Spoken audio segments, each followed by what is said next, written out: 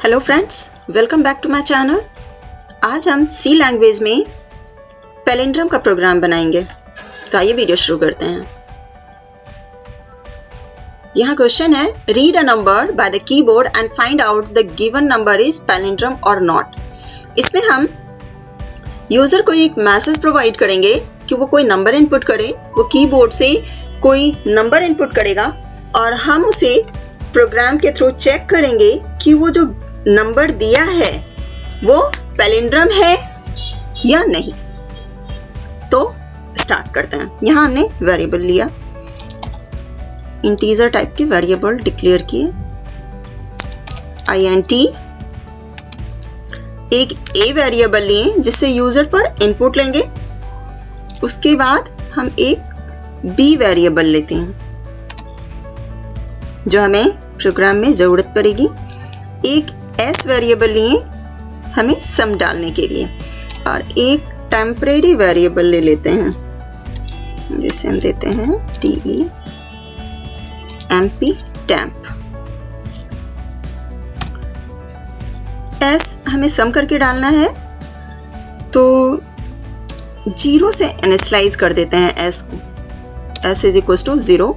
यहाँ भी इनिशियलाइज कर सकते हैं और नेक्स्ट लाइन में भी इनिशियलाइज कर सकते हैं। यहाँ में ऐसे लिख सकते हैं। यहाँ s को तो हमने यहाँ डिक्लेयर कर दिया और यहाँ हमने कर दिया s इज इक्वल टू 0। इसको 0 से इनिशियलाइज कर दिए। नेक्स्ट लाइन में यूजर को एक मैसेज प्रोवाइड करेंगे, printf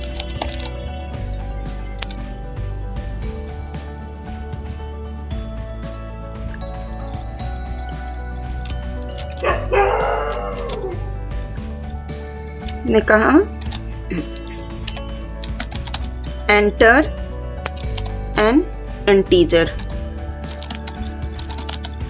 क्योंकि हम जो ये वर्क करेंगे वो इंटीजर पर प्रोग्राम बनाएंगे, इसलिए यूजर को क्लियर मैसेज दे रहे हैं कि वो इंटीजर वैल्यू टाइप करे।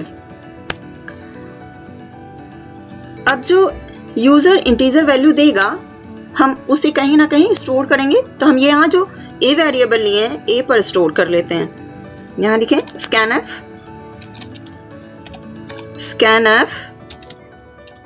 With in quotes %d integer value के लिए %d, और यहाँ हमने क्या a पर हमने इस वैल्यू को स्टोर कर लिया। अब a जो वैल्यू हमारे पास आया उसको हम एक टेम्परेरी वेरिएबल पर और स्टोर कर लेते हैं। यहाँ हमने कह दिया temp is equal to a को temp पर डाल दिए हमने जो टेम्परेरी वेरिएबल लिया। क्योंकि जब हम a पर प्रोसेस करके चेक करेंगे तो फिर हम जो बाद में जब हम चेक करेंगे कि ये पैलिंड्रम है या नहीं, तो कंपेयर करने के लिए वो वैल्यू हमारे पास जो यूजर इनपुट किया है वो वैल्यू तो हमारे पास रहना चाहिए ना, तभी तो हम करेंगे। पैलिंड्रम नंबर क्या होता है? पैलिंड्रम नंबर का मतलब होता है हम उसे लेफ्ट से लिखें या राइट से लिखें, वो दोनों ही कंडीशन में इक्वल हो। जैसे 1 to 1, इसे हम लेफ्ट से लिखें या राइट से लिखें, ये 121 ही आएगा। बट अगर हमने कह दिया 1 to 4, अगर हम इसे राइट से लिखते हैं तो ये 5 to 1 हो जाएगा, 521, जबकि हम ये लेफ्ट से 125 हो रहा है। तो ये पैलिंड्रम नंबर नहीं है, जबकि 1 to 1 पैलिंड्रम नंबर है। तो हम इसे ही चेक करेंगे। इसलिए जब हम इस वेरिएबल पर, जब हम इस पर वर्क करेंगे, जब हम इसे राइट से लिखेंगे तो हमारे पास जो पहले की जो वैल्यू है, ओरिजिनल वैल्यू, वो कहीं ना कहीं टेम्परेरी वेरिएबल पर स्टोर होनी चाहिए। इसलिए हम इसको एक टेम्परेरी वेरिएबल पर स्टोर कर लिए। अब a पर भी है, जो वैल्यू यूजर देगा वो a पर भी है, स्टोर है, और टेम्प पर भी स्टोर है। एंटर। यहाँ एक व्हाइल लूप चलाएं। व्हाइल, यहाँ हमने कहा a पर हम प्रोसेस शुरू करते हैं। a is greater than 0। ये कब तक चले लूप? जब तक a जो है वो 0 से बड़ा है। इसके इनर पार्ट में गए और यहां हमने किया b is equals to a modulus 10।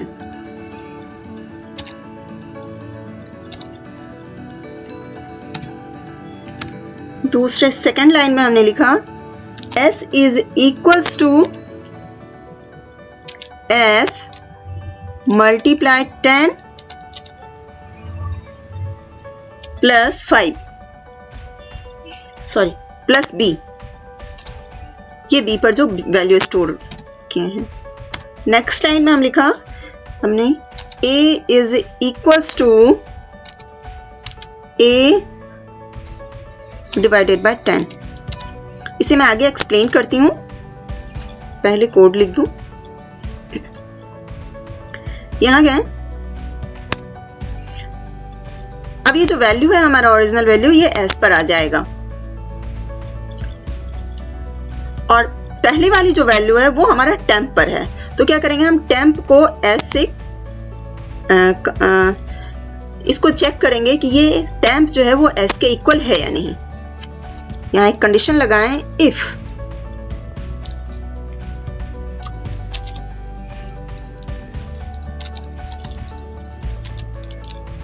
temp is equals to s,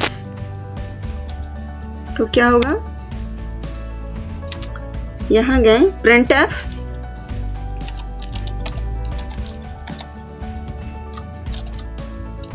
with in quotes हमने लिखा the number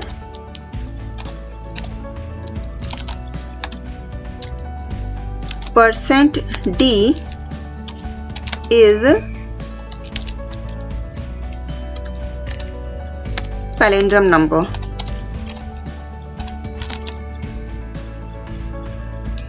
यहाँ गए कॉमा और अब हम t को प्रिंट करें या s को प्रिंट करें, क्योंकि दोनों पर सेम वैल्यू है अगर ये पैलिंड्रम होता है तो। सॉरी, हमारे पास जो ओरिजिनल वैल्यू है वो टेम्प पर है, तो हमने टेम्प को प्रिंट किया।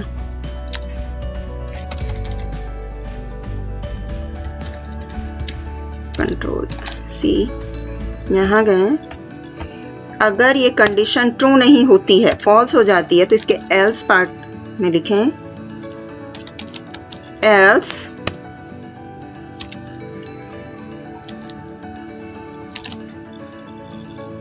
%d is not palindrome number। इसे हम एक बार समझ लेते हैं। यहां पर जो लिखें, यहां कोई यूजर वैल्यू इनपुट किया, यहां हमने इसे एक टेम्परेरी वेरिएबल पर डाल दिया, अब a पर प्रोसेस किए।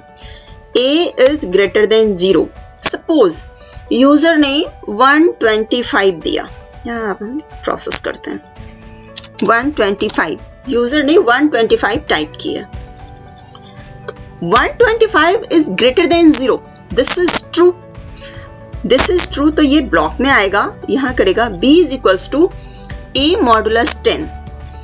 ये मॉडुलस पार्ट क्या करता है कि a को 10 से डिवाइड करेगा और इसका जो रिमाइंडर पार्ट होगा वो रिटर्न करेगा। तो 125 डिवाइडेड बाय 10, तो इसका रिमाइंडर पार्ट क्या आएगा? 5। अब ये b को 5 दे देगा, b पर 5 असाइन हो जाएगा। नेक्स्ट लाइन में आएगा s is equals to s into 10 plus b।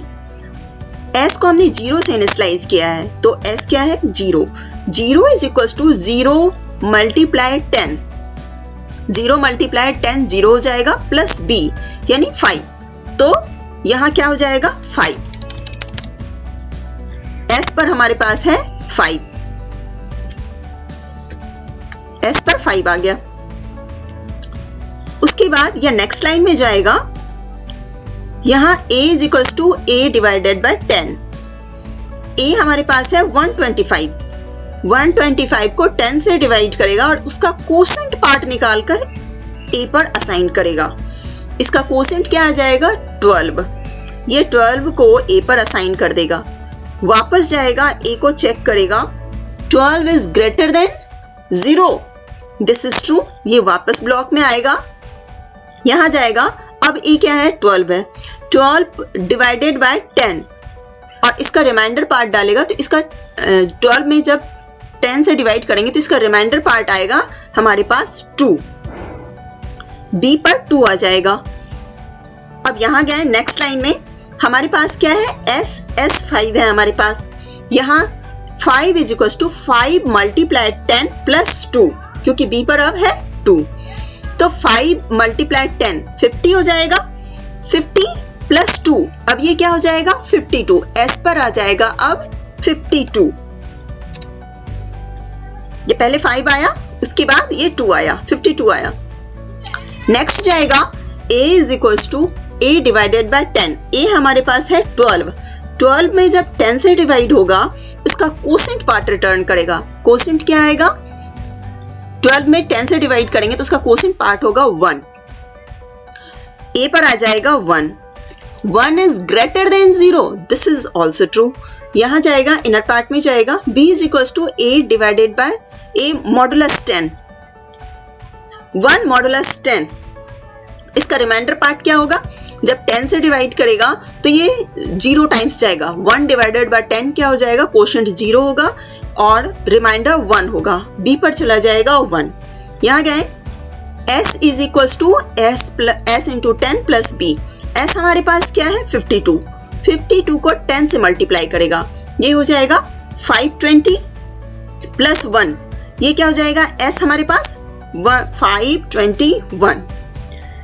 यहां जाएगा 1 is equal to 1 divided by 10, 1 divided by 10, 1 को जब 10 से डिवाइड करेगा तो इसका कोशेंट पार्ट क्या होगा 0, a पर हो जाएगा 0, वापस लूप में जाएगा, 0 is greater than 0, this is false, ये लूप के बाहर आएगा।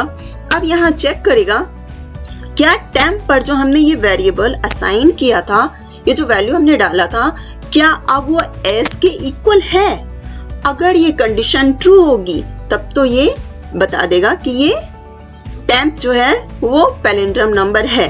अगर ये कंडीशन फॉल्स होती है तो ये दिखा देगा कि ये पैलिंड्रोम नंबर नहीं है। इसको हम रन करके देखते हैं। ये जो 125 है वो तो पैलिंड्रोम नंबर नहीं है। अब हम इसे रन करते हैं। यहां हमसे मांगा एंटर एन इंटीजर, यहां हमने टाइप किया 234, the number is not palindrome number, but again हमने रीरन किया और हमने यहां दिया इसे 121, enter, the number is palindrome number। ये रन हो गया सक्सेसफुली, ये रन हो गया। आई होप ये पैलिंड्रोम नंबर का प्रोग्राम आप लोगों को समझ में आया होगा। Thank you.